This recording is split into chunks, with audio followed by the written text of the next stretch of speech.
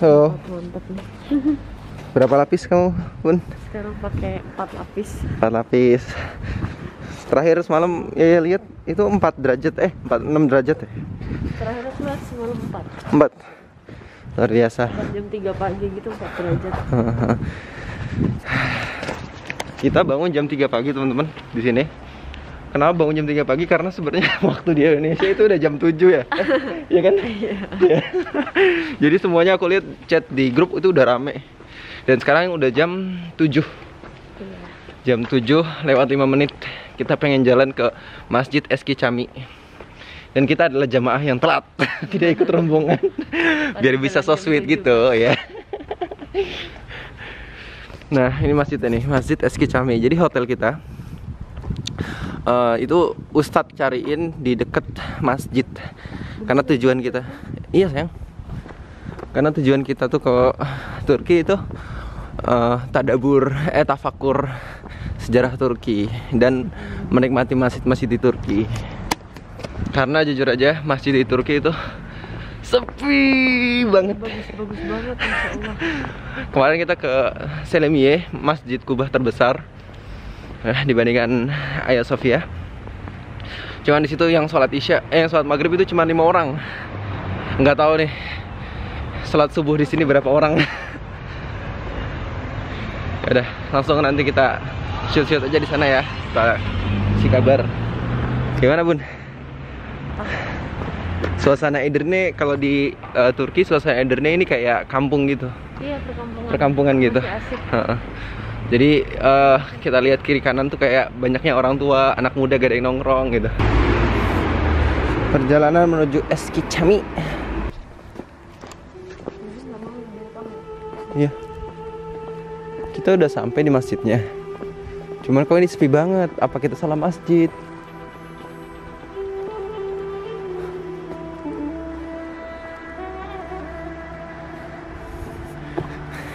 Kayak kuil-kuil berhantu gitu deh. Hah? Salah ya? Ya udah balik lagi berarti. Coba kita search.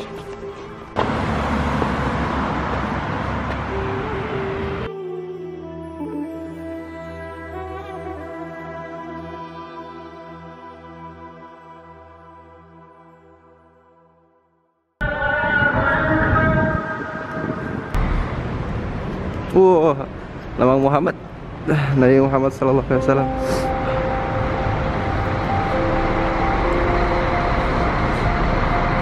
Karena Allah. Hati-hati Bu Amil.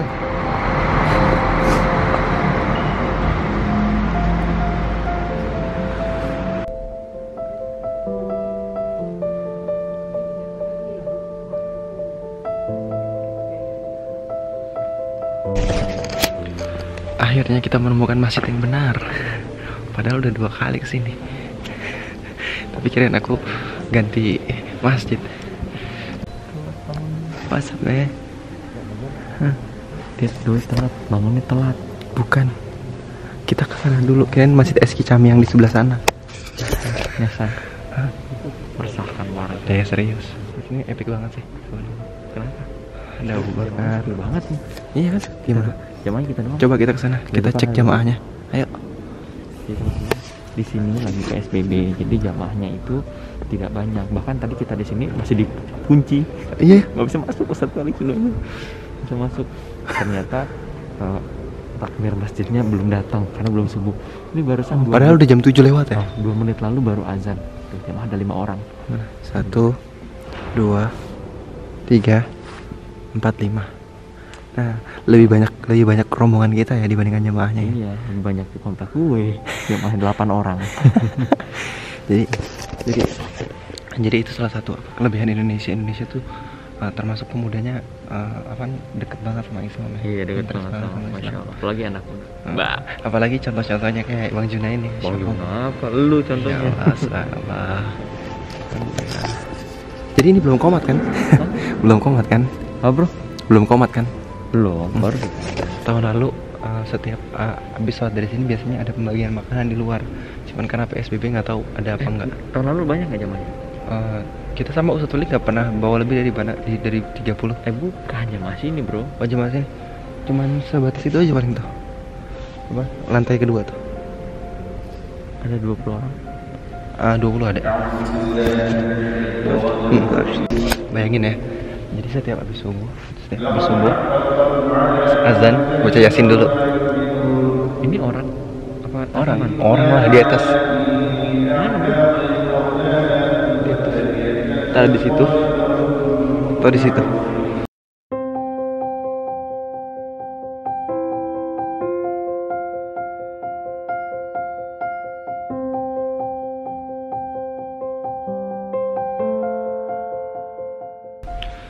Merinding gak sih ketika dengar kalimat dulu masjid ini pernah penuh.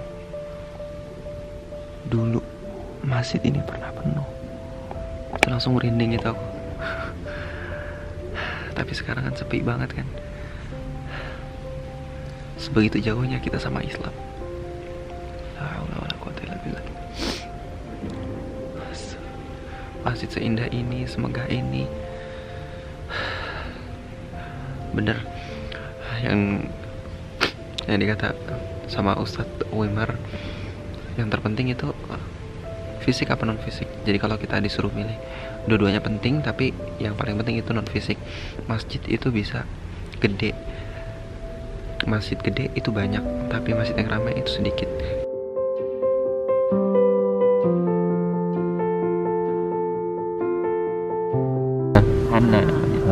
Hannah ini istri Imran punya satu tekad ya, azam ya. Apa azam dia?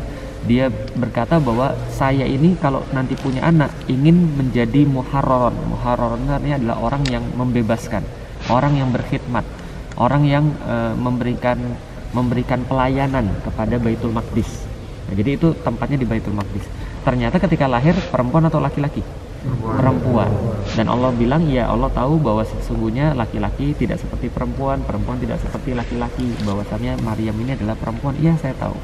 Tapi kemudian Maryam ini tetap dikhidmatkan di Baitul Maqdis. Padahal menurut zaman dulu nggak boleh perempuan itu berkhidmat di Baitul Maqdis. Yang jamin siapa? Zakaria. Jadi Zakaria ini naruh Maryam di Baitul Maqdis.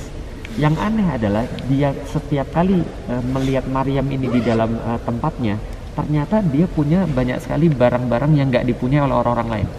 Jadi buah-buahan yang nggak pada masanya ada di situ, buah-buahan yang nggak ada pada tempatnya ada di situ. Maka ditanya, kullama dakhala 'alaiha Zakaria al-mihraba, setiap kali Zakaria itu masuk ke dalam tempatnya Maryam, di mihrabnya dia lihat wajada indaha rizqan. Itu kelanjutan dari situ. Jadi kullama dakhala 'alaiha Zakaria al-mihraba wajada indaha rizqan. Ada di situ kemudian rezeki. Lalu kemudian ditanya, nggak apa-apa memang dimatiin. Kemudian ditanya, Maryam ini dapat dari mana? Anna laki hadza. Lalu kemudian Maryam menjawab, wa min indillah. Ini semua adalah dari Allah.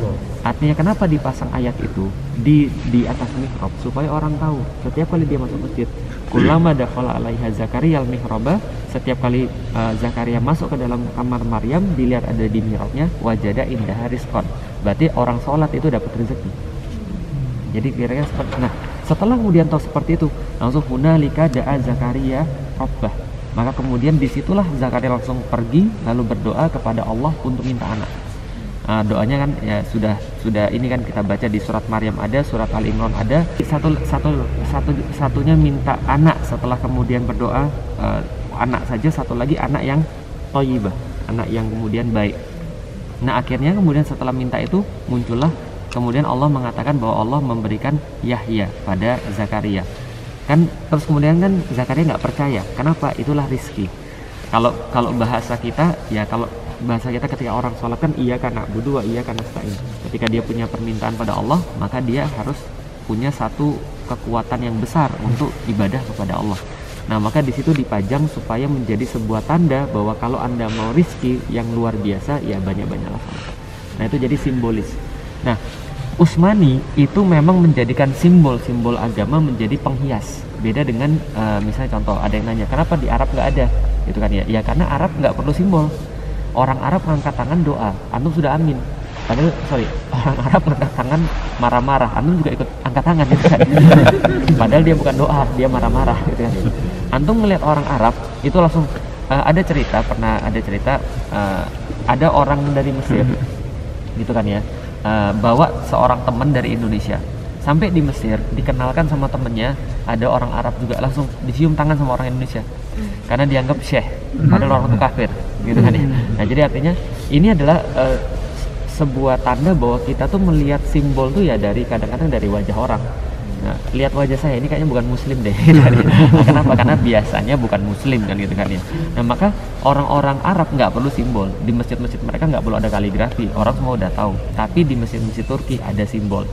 Dan simbol itu pentingnya untuk apa? Untuk menandakan bahwa mereka itu agamanya adalah agama Islam. Kayak kita juga perlu simbol. Orang Jawa itu perlu simbol untuk menandakan keislaman mereka. Maka di masjid-masjidnya juga banyak simbol, gitu kan ya. Itu salah satu kenapa banyak simbol-simbol di sini. Cuman pentingnya simbol juga apa? Jadi gini, coba bayangin. Pernah pergi ke Arab umroh? Alhamdulillah. Pernah ya. Pernah lihat masjid-masjid di Arab? Ada simbol-simbol nggak? Enggak. Kadang-kadang juga cuma kotak biasa kan. Ternyata itu masjid gitu kan. Cuma yang membedakan paling ada menara. Andai kan nggak ada menara, ya, cuma bangunannya cuma gitu-gitu aja. Dan bayangkan taruhlah 300 tahun yang ke depan, ada orang datang ke sana, nggak ada orang di situ, dia lihat ini kira-kira dia lihat bangunan apa? Bingung. Tapi kalau orang lihat ke sini 300 tahun yang ke depan, nggak ada yang jelasin, orang sudah tahu ini pasti tempat ibadah orang muslim.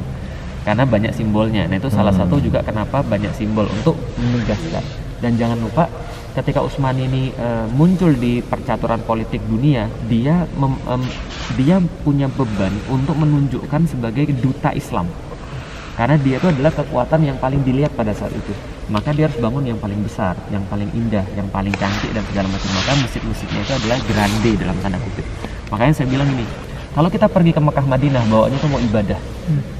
Bawaannya mau ibadah karena kita tahu bahwa Haramain itu adalah tidak ada yang menggantikan kemuliaannya. Tapi kalau kita pergi ke Turki itu ya bawaan kita tuh kayak apa ya? Kayak melihat itu terus ada satu perasaan bahwa ini membanggakan. Jadi sebuah perasaan yang berbeda dengan perasaan yang ketika kita pergi ke Haramain. Jadi Haramain nggak perlu bagus-bagus ya sudah gitu maksudnya. Nggak perlu grande gitu maksudnya. Ya sudah gitu, sudah dari nature-nya sudah bagus gitu maksudnya. Nah, apalagi kalau kemudian kita bayangkan peradaban Islam itu dihiasi dengan simbol-simbol yang bagus. Boleh nggak kira-kira? Boleh. Maka di dalam salah satu hadis Rasul katakan, hiasi bacaan Quran dengan suara-suara kalian. Jadi Quran tuh kurang bagus apa? Gitu kan ya. Ya kurang bagus apa ya? Paling bagus gitu. Tapi kenapa kita harus baca dengan suara yang paling bagus? Ya karena Allah meminta untuk menghiasi sesuatu kebenaran. Kebenaran itu harus dihiasi dengan keindahan. Ya sebisa-bisa mungkin lah. Saya walaupun suara saya itu pas-pasan gitu kan ya, cuma setengah oktav gitu ya, nggak. Jadi saya berusaha untuk membaca Quran dengan baik gitu. Walaupun tetap aja gitu kan ya. Kalau dibandingkan Ustadz Hanan ya jauh gitu kan ya. Ya tapi minimal kita dengan maksimal efforts gitu ya untuk membacakan Al-Quran untuk menghiasi kebenaran.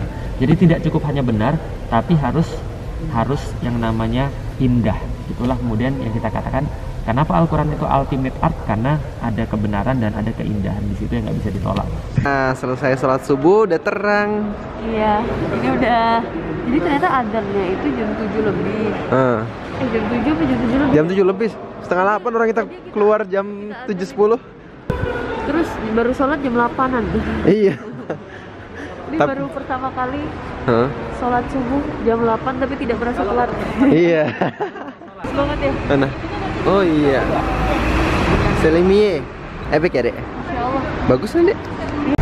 Harus hati-hati. Depan Masjid Selimie, belakang masjid apa? Ayo apa? Ayo, Eski. Eski Jami. Di depan ada patung Wimar Sinar. Ini patung Wimar Sinan. Siapa deh Wimar Sinan, Dek? Arsitektur muslim. Arsitektur muslim. Yang berjaya waktu itu ya, Masya Allah. Karena karya-karyanya nih bisa dilihat. Bukan. Selimienya di belakangnya. Terus dia juga buat apa? Pokoknya buat masjid-masjid yang ngalahin masjid buatan Yunani. Dulu kan Hagia Sophia itu kan buatan orang-orang Yunani gitu kan. Terus umat muslim pengen ngalahin arsitektur buatan Yunani. Siapa yang buat nih? Wimar Sinan. Insyaallah luar biasa. Nanti kita ke Masjid Sulaiman ini buatan Wimar Sinan juga. Di sana ada patung Muhammad Al-Fatih. lihat itu Canon-nya deh. Selfie.